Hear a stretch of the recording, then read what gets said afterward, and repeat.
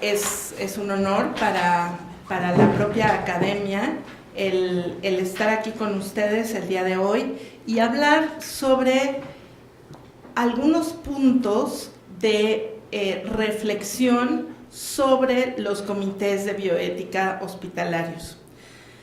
La reflexión ética dentro del ejercicio de la medicina es no solo útil, sino absolutamente necesaria, pero evidentemente, como todo acto humano, no es perfecto y hay algunos puntos en donde tendríamos que reflexionar desde la propia ética de los comités. Y no me refiero a que un comité esté bien o mal constituido, me refiero al hecho de un comité hipotético, solo teórico, en donde en teoría todo mundo estuviera capacitado en bioética y actuara de la mejor manera posible, es decir, en cuanto a la metodología misma. Esta reflexión ha hecho que exista desde hace alrededor de unos 3 o 4 décadas ya también la costumbre de lo que se llama la ética en la cama del paciente, llamada también con el término de bioética clínica, que no es realmente el término que únicamente se ha usado para ello, porque desde que surgió la bioética, desde que comenzaron a haber los diferentes institutos en bioética, se le denominaba bioética clínica a los temas de análisis como de cualquiera de las medidas clínicas, ¿no? Es decir, no a la bioética fundamental, no a la bioética de las nuevas tecnologías emergentes, ni a la biojurídica, sino a todo lo demás, siempre se le llama bioética clínica. Tampoco esta bioética clínica es perfecta, ni lo pretende ser, desde luego, los comités hospitalarios de bioética, ni los comités de investigación en bioética. Realmente lo que tenemos que estudiar, que poner en juego, son dos situaciones. La situación de la finalidad ante un caso en dilema, que puede ser un diálogo entre expertos en el mejor de los casos, o que puede llegar a derivar a una dilución de la responsabilidad de los médicos tratantes, y de todo el personal de salud que apoya a ese médico tratante, ¿no? O bien a una imposición de decisiones superiores o a una forma de coerción al médico para que haga algo o deje de hacerlo, o a una verificación simplemente de condiciones jurídicas. En esto puede derivarse la acción de un comité de bioética hospitalario. Entonces, en realidad, la finalidad del comité es la primera, es decir, un diálogo o un consejo entre expertos en el campo de la bioética, obviamente, y expertos también en las diferentes áreas que requiere el caso en cuestión, a lo mejor el área jurídica, a lo mejor el área económica, a lo mejor el área emocional o incluso en muchos casos el área religiosa del paciente, etcétera, y desde luego, el conocimiento médico de lo que trate el caso en cuestión. Entonces, en cuanto a medios, también el otro dilema ético que tenemos en los comités es expertos versus democracia. Evidentemente, un comité de bioética lo que tiene que hacer es buscar el mayor bien para el caso que se está estudiando, ¿no? Es decir, el mayor bien posible para ese paciente, sin pasar por encima de lo que es también la conciencia del médico, porque evidentemente no se trata de eso. Y estamos hablando, sin lugar a dudas, es una situación de vulnerabilidad, porque ellos son los pacientes los que de alguna manera dependen del cuerpo médico de un hospital, ¿no? Y por otro lado, a veces el paciente no sabe que sus deseos no todos lo llevan a su propio bien. Voy a poner un ejemplo muy pueril, seguramente, y muy sencillo, pero si vamos a ponerle una vacuna a un niño, una vacuna por vía inyectable, pues el niño en su autonomía va a decir, no, yo no quiero. Y sin embargo, su bien es que le pongamos la vacuna inyectada, porque a lo mejor esa es la que tenemos en ese momento, o esa es la única forma de presentación de una vacuna determinada, ¿no? Entonces, o un medicamento o un lo que sea. Entonces, en ese sentido, me refiero a que el comité lo que debe buscar es justo a través del conocimiento de sus miembros lo que es el mayor bien del paciente.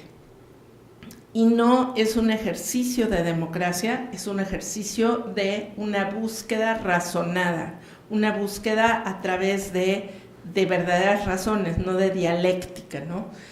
Y por otro lado, está también, en cuanto a medios, el secreto que tiene que haber en todo lo que rodea al paciente versus la vigilancia o supervisión que el propio comité pudiera llegarse a convertir. En la práctica, este segundo caso, no conozco, al menos yo, ningún ejemplo real de que haya sucedido, pero no debemos de dejar de pensar que pudiera darse el caso en que así sucediera y entonces que de alguna manera el médico se sienta pues como forzado a hacer algo que en su criterio clínico no sería lo que hiciera, lo que sería su propia forma de pensar. Entonces, los comités de bioética, como es ya muy conocido, se dividen, digamos, en dos grandes ramas. La primera son los comités de ética de la investigación. Voy a tocarlos muy, muy brevemente en unos 5 a 7 minutos. Y los comités de bioética en hospitales y en instituciones. Y en ese sentido me voy a centrar en los hospitalarios. Bien, los comités de bioética, nos dice Robert Spemann, han proliferado. Él critica un poco, se preocupa un poco, él es un gran filósofo, de por qué cada vez hay más comités de bioética en los hospitales del mundo, claro. Entonces él se pregunta, como buen filósofo, si esto no es un signo de que la medicina, que la deontología médica ya no basta para resolver los casos que tienen un conflicto. Y realmente yo creo que no como un mero ejercicio académico, sino porque tienen algo que se ha filtrado en la idea pública de lo que son los comités de bioética hospitalarios. Los antecedentes son, desde luego, el Código de Nuremberg, por todo lo que sucedió en la medicina nazi, la Declaración de Helsinki, que es de las que más se ha ido actualizando, el reporte Belmont, que hoy por hoy es, digamos, la piedra angular de la ética en investigación, si bien a mi personalísimo juicio sigue siendo un poco cojo en algunas áreas, el reglamento de la Ley General de Salud en materia de investigación de nuestra legislación mexicana y las guías para comités de bioética de la UNESCO, que son bastante más completas que otros, ¿no? Entonces, en el Código de Nuremberg, lo más importante es que surgen por los experimentos tan inhumanos y que elaboran 10 principios mandatorios en donde se nota perfectamente las faltas a la ética, que son los principios generales, las faltas a la moral, que es la aplicación concreta de esos principios, y luego todas las faltas jurídicas, ¿no? En particular en la experimentación en seres humanos. Es importante decir que el Código de Nuremberg tuvo un éxito muy relativo, se quedó como dormido durante 2 décadas y fue hasta 30 años después cuando tiene un impacto en la medicina, digamos, en la investigación biomédica del siglo XX, ¿no? Se habla del consentimiento voluntario, de evitar el sufrimiento y el daño, y bueno, de otras cuestiones, ¿no? Entonces, lo que decía no tuvo una influencia inmediata, tuvo influencia en cuanto a desprestigiar todos los actos médicos nazis, pero no en cuanto a adoptarse por la sociedad. La Declaración de Helsinki, en cambio, justo por haber sido redactada por la Asociación Médica Mundial, va a tener una influencia mucho mayor y es una serie de recomendaciones. Ha sido, bueno, la desventaja es que era demasiado general, la ventaja es que se ha ido actualizando, ¿no? Y cada vez, la última actualización fue en Brasil en el 2013, y cada vez es más lo que van resaltando los intereses del individuo sobre los intereses de la ciencia. Es decir, reconocen que no se le puede hacer daño a ningún individuo para que avance la ciencia, para que se beneficien millones, ¿no? Como hipotéticamente luego escuchamos a lo mejor en medios de comunicación social o en películas, ese tipo de situaciones, ¿no? Después tenemos, como ya decía, el reporte Belmont, que es así como la piedra angular de todos los documentos para identificar los principios éticos de la investigación en seres humanos, aunque también trata, desde luego, del trato a los animales en la investigación. En el reporte Belmont podemos ver principios como el de beneficencia, el de justicia y el de respeto por la persona. El de justicia trata sobre todo de una justicia, bueno, la justicia podría ser la justicia distributiva o la justicia de dar lo mismo a los iguales, ¿no? En ese sentido, el reporte Belmont se decanta por la igualdad a iguales, ¿no? Cuando surgió el caso de Tuskegee, se vio que justamente en este sentido no podía darse a algo, privarse a un grupo de estudio que fuera el grupo control, no darles el medicamento que ya se sabía, en este caso la penicilina ante la sífilis, para ver cuál era el efecto, ¿no? de privarles de esto. Y en cuanto a los lineamientos de los pacientes que pueden ejercer su autonomía y los que no lo pueden, en cuanto a aquellos que no tienen una autonomía, recalca lo que es el voluntario razonable, ¿no? Es decir, no se puede pedir que alguien participe en una investigación si no alcanza a tener el sujeto y no sus tutores, el sujeto en cuestión, la capacidad suficiente para poder admitirse a sí mismo como un voluntario. Bien, y las guías para los comités de bioética de investigación de la UNESCO se dividen en 4, son los normativos, que se refieren a la capacidad que se tiene para ejercer en políticas científicas y de salud, las de asociaciones de profesionales de la salud, que digamos son el precursor de los comités de bioética hospitalarios, porque se refiere a prácticas profesionales adecuadas, la ética asistencial centrada en el paciente, que también son precursores de los comités de ética hospitalarios, y lo que hoy se llama la atención ética a la cama del paciente, ¿no? Esto que decía yo antes de la bioética clínica, que yo creo, el otro día comentando con con una colega, le decía, pues a lo mejor deberíamos de llamarle ética personalizada, ¿no?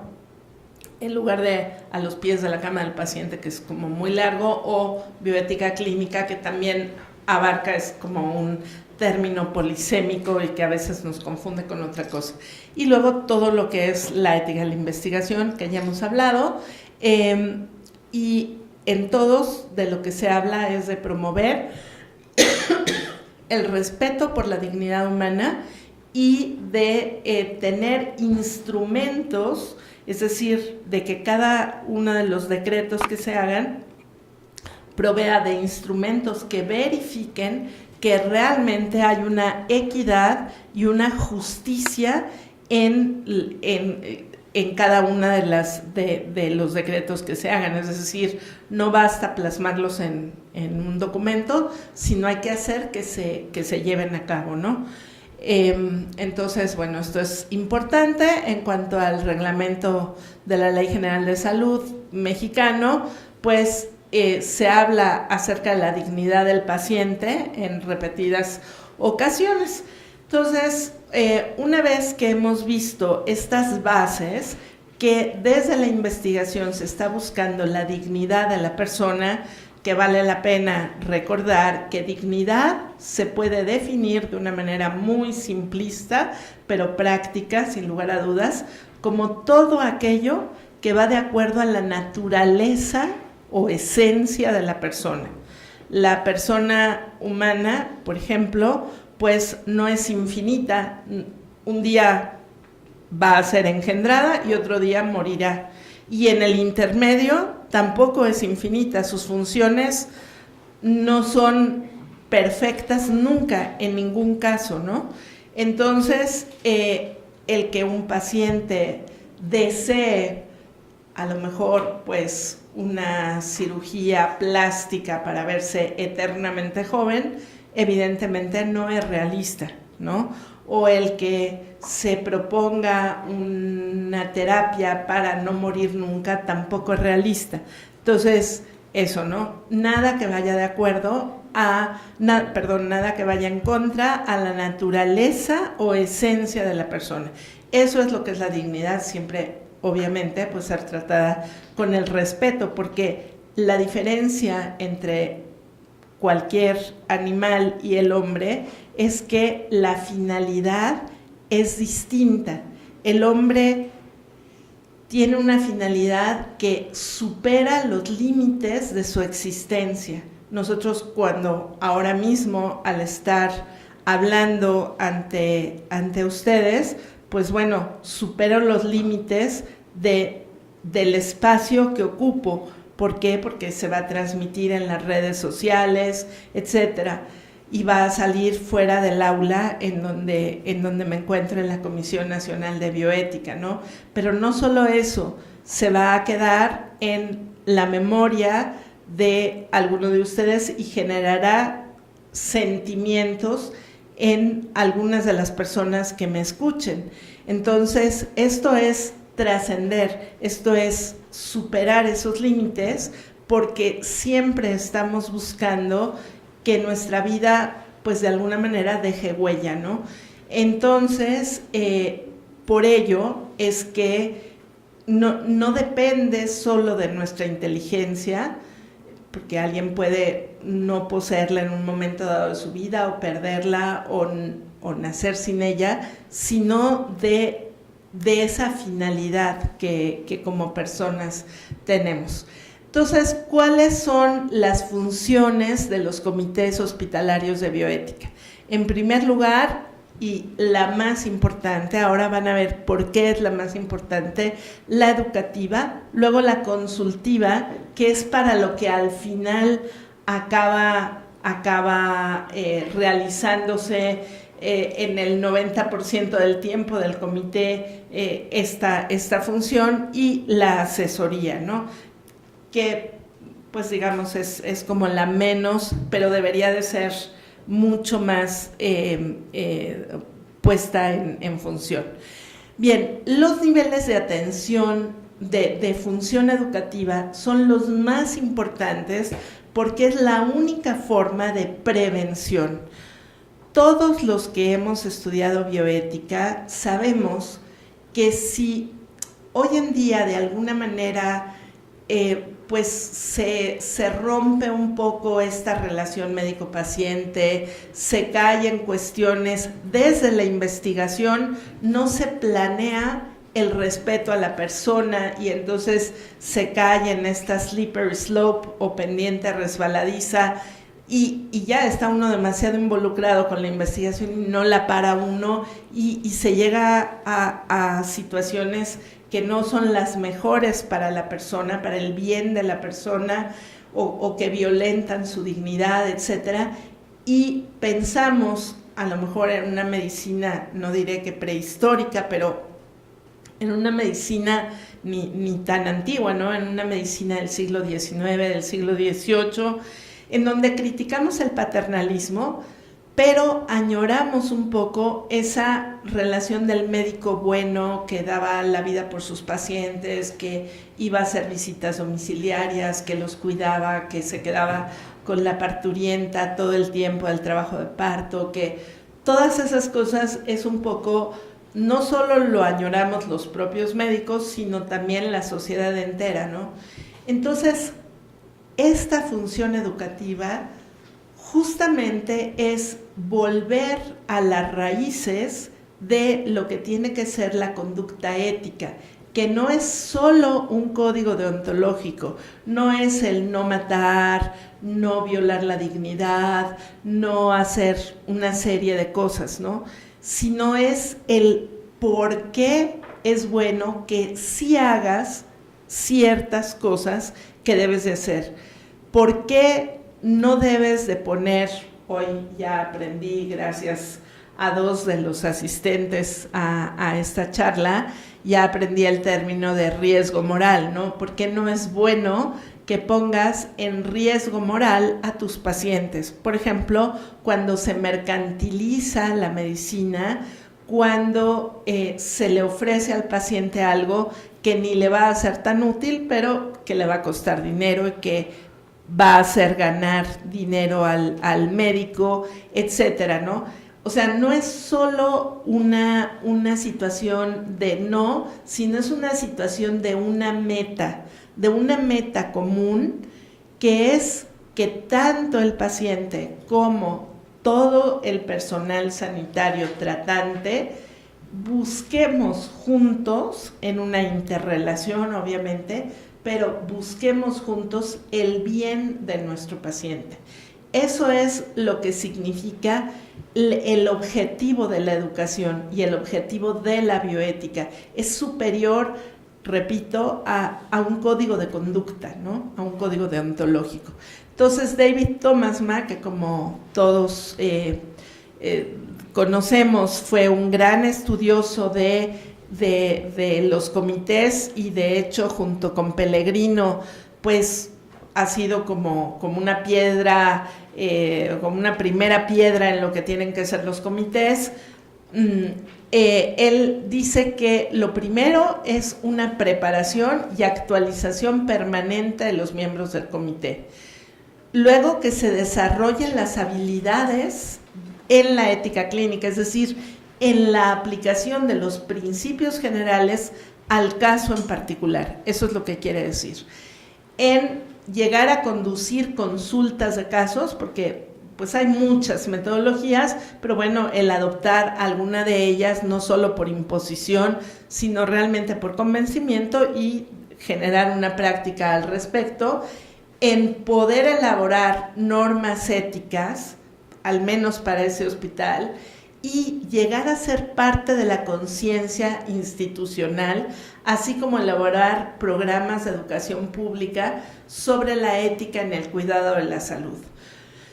Todos hemos visto en los hospitales públicos y en muchos de los privados que actualmente hay carteles pegados por todos los hospitales con respecto a los derechos del paciente, en algunos menos los derechos de los médicos, los derechos de los niños, etcétera. Pero yo hasta el día de hoy, bueno, tampoco es que me dedique a recorrer hospitales, pero no he visto ningún cartel que diga Contamos con un comité de bioética. Si algo requiere usted, puede consultarnos a tal extensión o en tal correo o en tal horario, o la oficina está localizada en tal o cual, ¿no? Entonces, esto es importante, sin duda alguna, el empezar a hacer esto. Pero más aún, la experiencia en los hospitales muy, muy grandes del sector público es que ni siquiera el personal sanitario sabe que existe el comité de bioética. Entonces, esto es importante. ¿Por qué? Porque en el momento en el que el comité de bioética comienza a actuar y comienza a formar a la gente, en ese momento vamos a lograr que se prevengan muchas de las cuestiones que a veces pueden caer incluso en problemas jurídicos importantes para el médico y para la institución, ¿no? Entonces, eso no es poca cosa, ¿no? De alguna manera. La función consultiva que decía es como la más frecuente, pero debería de ser la menos. De alguna manera tiene una doble vertiente, una vertiente positiva, porque bueno, menos mal, se consulta cuando hay algún problema, pero lo importante sería evitar que llegara ese problema. Pero por otro lado, lo que también se ha visto en estudios publicados de experiencia fuera de México, es que en donde el comité de bioética tiene una función consultiva primordial, de alguna forma el médico se quita la responsabilidad moral que tiene, y luego, aunque no esté demasiado de acuerdo con lo que el comité de bioética le aconseja, lo hace, pero ya no se siente tan responsable desde el punto de vista ético de su paciente. Entonces, esto va, un caso, bueno, ya sería importante para el médico, pero si esto es lo general que le va pasando y que ven sus otros compañeros, poco a poco se va deshumanizando el médico en lugar de que el comité de bioética le ayude a lo contrario, ¿no? Entonces se va deshumanizando, va perdiendo un poco esa parte que todos tenemos de conciencia ética, y que de alguna manera, pues bueno, no se le está quitando su propia autoridad moral, ¿no? Entonces, el comité de bioética nunca debe de ejercer la función de esta forma. Lo que debe de hacer es apoyar al médico, y aunque sean opiniones divergentes, pero apoyar al médico a que tome en consideración pues cuestiones que a lo mejor no había reflexionado, que vaya aprendiendo tal vez de algún error ético que cometa, etcétera, pero que le forme en lo que es su conciencia moral para que tome mejores decisiones éticas, porque la mejor función consultiva que puede hacer un comité de bioética hospitalario es la que no se consulta, no por falta de ganas de consultar, sino porque no haya esos problemas, porque esté ejerciendo de verdadero educador en esa institución, ¿no? O sea, esa sería, no quiero decir que luego no lleguen los casos a los comités, tienen que llegar los que deben de llegar, pero que no todo sea para que tome la decisión el comité, sino que verdaderamente el médico aprenda a ser responsable, pero no va a aprender por arte de magia, ni va a tener el tiempo a lo mejor de ir a cursos de bioética formales. Para eso está el comité, para ayudarle a través de momentos especiales en formar a sus propios médicos, ¿no? Entonces, lo que hay que hacer no es distanciar al médico de la responsabilidad ética que tiene de su paciente. Entonces, lo que tenemos que lograr es que no solo haya una buena preparación científica y técnica, sino que también haya una preparación ética. todos los médicos estamos obligados a recertificarnos en nuestra especialidad y la verdad es que siempre se nos ofrecen cursos de actualización, etcétera, pero también tenemos que tener estos cursos de actualización en cuestión de bioética, ¿no? Entonces, lo que no es bueno es que solo el comité de bioética tome las decisiones éticas, aunque no sean obligatorias, aunque solo sean de consulta, de orientación. No es bueno que solo el comité las tome. El médico debe de involucrarse también en ello porque se va despersonalizando, ¿no? Y es que es muy difícil tomar continuamente decisiones éticas. O sea, es una carga moral fuerte. Y por eso para el médico puede llegar a ser muy cómodo. No, bueno, pues yo hago lo que me digan y ya está. Entonces, eso no es bueno para él porque poco a poco se va despersonalizando, ¿no? Entonces, no queremos un hospital en donde la gente esté así como autómatas, solo con una buena preparación científica y técnica, ¿no?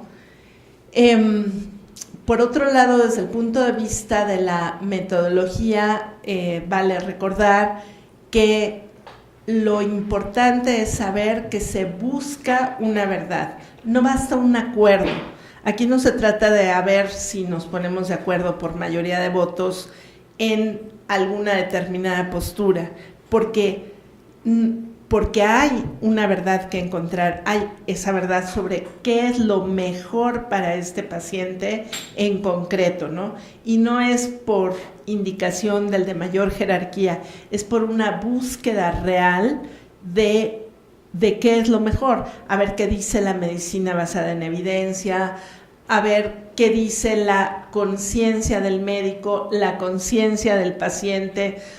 Por ejemplo, si nos fuéramos a lo que es Testigos de Jehová, la propia comisión, el Consejo de Salud, la Academia Nacional Mexicana de Bioética y otras instancias que en este momento no recuerdo, redactaron 6 acciones que van de acuerdo con la Ley General de Salud, en donde no se puede dejar de respetar, desde luego, la religión que profesa el paciente, pero tampoco se debe de dejarle al médico que cometa una negligencia médica, como sería dejar que su paciente se muera por falta de una transfusión sanguínea, ¿no? Y que en el caso de niños siempre se debe poner, porque el niño no está en condiciones de aceptar o no lo que decidan sus padres, etcétera. Entonces, bueno, de alguna manera sí hay algo que puede llegar a ser el bien mayor para nuestro paciente en un momento dado, y por eso el puro ejercicio democrático no basta, ¿no? O digamos, no necesariamente nos va a llevar a lo correcto, como solemos decirles a los alumnos de pregrado o hasta de maestría y doctorado también, Pues bueno, si fuera por mayoría, a ver quién vota, porque si haya examen, pues no, claro, el maestro pierde y ustedes no tendrán un examen evaluatorio, entonces no, y sin embargo es un bien el tener un examen o alguna forma de evaluación. Entonces, lógicamente, esto es nada más como para subrayar la importancia de que no solo es un acuerdo democrático. Por otro lado, en cuanto a la metodología, recordar que tenemos que juzgar, digamos que analizar este acto humano, que bueno, va a ser en el campo biomédico, con repercusiones jurídicas, económicas, etcétera, pero que no deja de ser en el campo biomédico. Luego, explorar el aspecto antropológico, que es netamente filosófico, de donde van a emerger una serie de principios, pero que no podemos establecer a libre arbitrio, es decir, con relativismo, ni son los principios del principialismo necesariamente, etcétera. Son principios que nacen, perdónenme, que nacen de lo que es lo estoy haciendo al revés, que nacen de lo que es la reflexión antropológica y no de otro sitio, y al final entonces viene el juicio ético. Entonces, la bioética clínica va a ayudarnos a lograr que confluyan estas diferentes disciplinas con una nueva metodología que va a conjuntar el conocimiento no medible con el conocimiento medible. El medible es el biotecnológico y el no medible es todo lo que tiene que ver con antropología, con filosofía, con ética, y eso es lo que nos debe de ayudar a tomar una decisión, ¿no? Entonces se expone el hecho biomédico, se profundiza en el significado antropológico, se individúan los valores en juego y al final pues se dan las recomendaciones éticas. Es importantísimo que señalemos que no basta en cuanto a los valores en juego los que los integrantes de los comités propongan. Repito, no es como, me acabo de acordar de un valor y también lo ponemos. Tenemos que ver realmente en ese caso cuáles son los valores en juego que van en contra o a favor de la naturaleza antropológica de la persona, ¿no? Y por otro lado, que en cuanto a todo lo que tenga que ver con cultura, con costumbres, etcétera, no solo son las del paciente, también son las del médico, porque no estamos hablando de una máquina que no siente ni piensa, ni también tiene una obligación ética, ¿no? Es decir, tenemos que poder conjuntar. Si un médico no está dispuesto a hacer alguna técnica por sus propias creencias, bueno, se busca otro médico y punto final. No es cuestión de forzarlo a algo que va en contra de sus creencias, ¿no? Entonces se estudia el hecho empírico o clínico, se ve el punto de conflicto de este hecho y hay que objetivar para qué sirve el procedimiento, por ejemplo, en qué consiste la enfermedad en general y luego en lo concreto. Y luego también señalar siempre los límites legales, ¿no? En cuanto a los principios éticos, siempre se tienen que jerarquizar. Es decir, ponerlos en horizontal no vale, porque al final vamos a acabar eligiendo uno de ellos. Entonces, no es arbitrario esa jerarquización. Nace la jerarquización de la reflexión antropológica, ¿no? Y luego, bueno, el estudio de los mismos según el caso de que se trate. En cuanto a la metodología casuística, Antonio Spagnolo pues nos enseña que hay que tener en cuenta que el núcleo de la reflexión ética está en la idea de persona, en esta fundamentación antropológica, y que la vida y la dignidad son valores absolutos, no relativos. Es decir, siempre una persona es digna, siempre su vida vale la pena. ¿Que va a quedar cuadripléjico? Bueno, va a quedar cuadripléjico, pero no ha perdido su dignidad, ha perdido su utilidad, pero no su dignidad. Y el paciente se le va a hacer muy difícil vivir así, pero precisamente el Comité de Bioética debe orientar a la familia y al médico para que oriente a la familia y le dé seguimiento de encontrar cómo darle un sentido al sufrimiento del paciente, ¿no? Los casos clínicos se deben de lo que yo les decía, de analizar según las indicaciones médicas. Eso siempre, no importa la metodología elegida, pero siempre es la fundamental. Las preferencias razonadas del paciente, o sea, no es como lo de la inyección que no nos gusta a nadie. Las preferencias de conciencia del médico no es porque por una cuestión emocional, es por una cuestión de conciencia, que obviamente hay razón. la calidad de vida del paciente y los aspectos del contexto en donde se esté desarrollando todo, ¿no?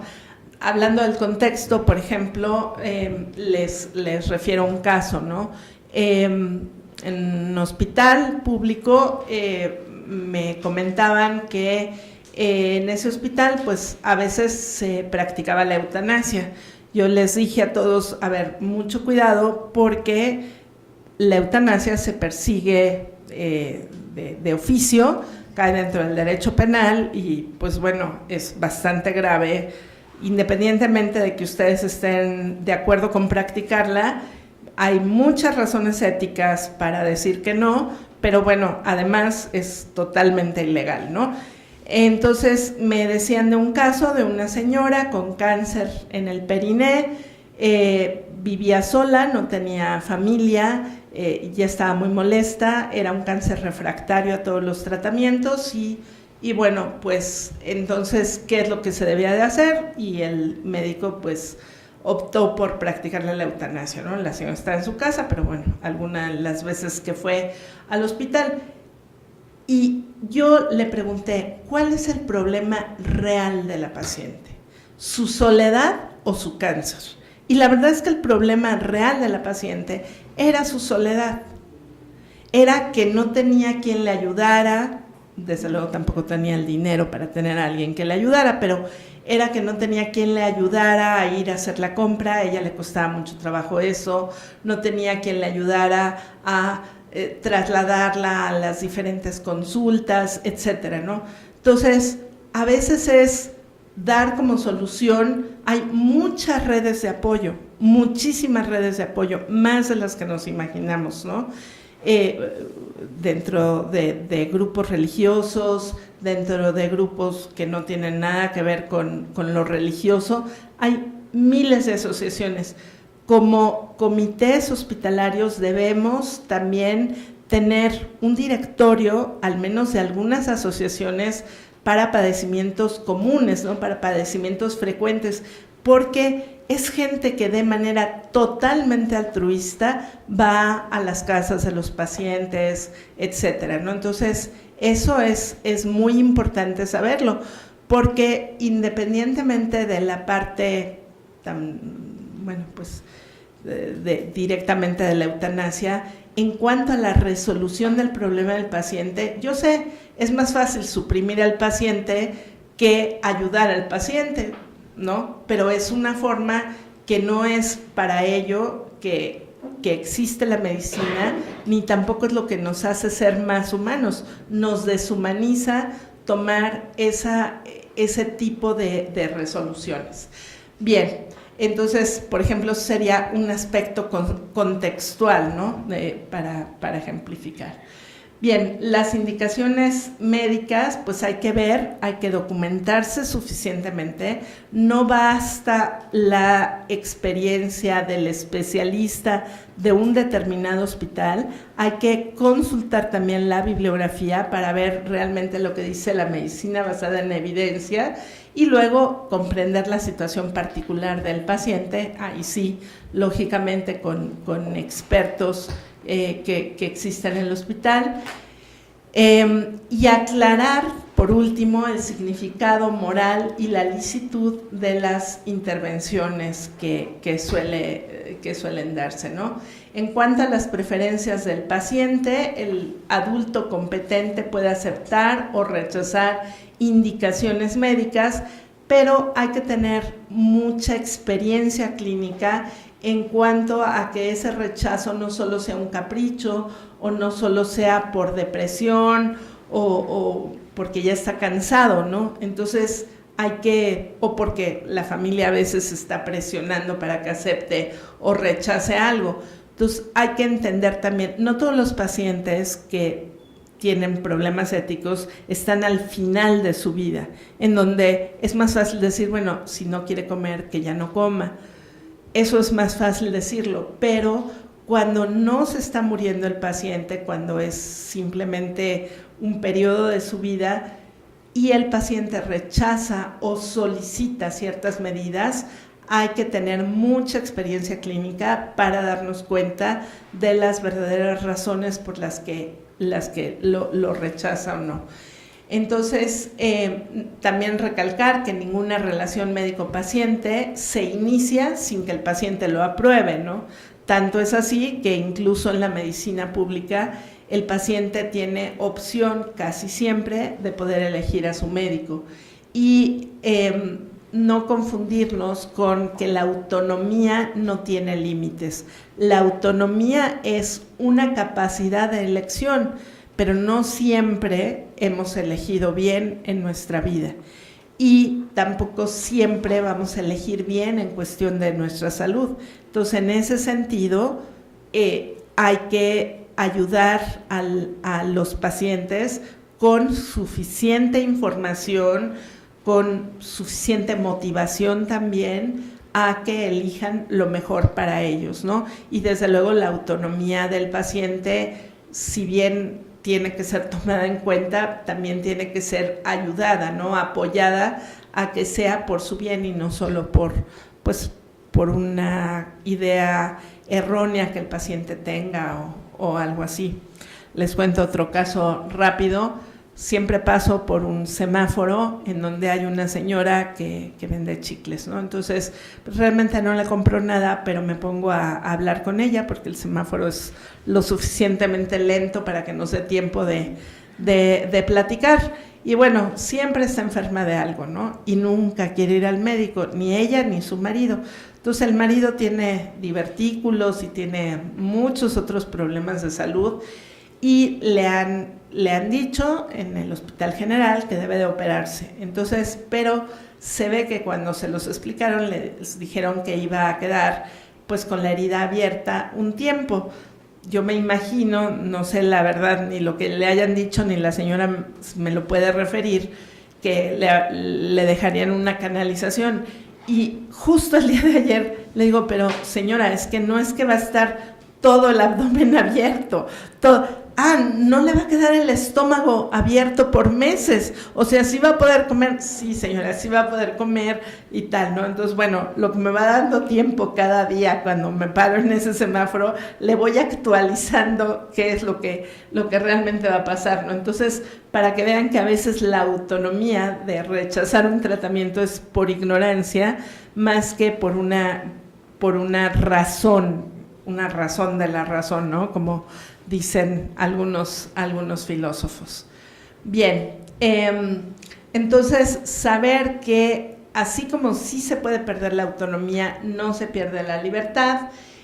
La autonomía en la persona humana es parcial, siempre está en relación con bienes y condiciones que son independientes a esa autonomía y por consiguiente no debe de ponerse como un absoluto, ¿no? Siempre estamos, miren, si todo fuera por autonomía del paciente, bastaría que un abogado siempre estuviera al pendiente de que se cuidara la autonomía del paciente y ya.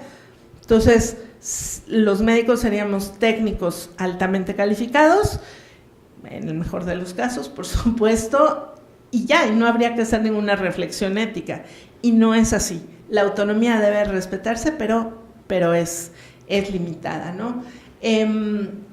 Obviamente, lo que decíamos hace rato, pues a veces se eligen cosas por falta de información.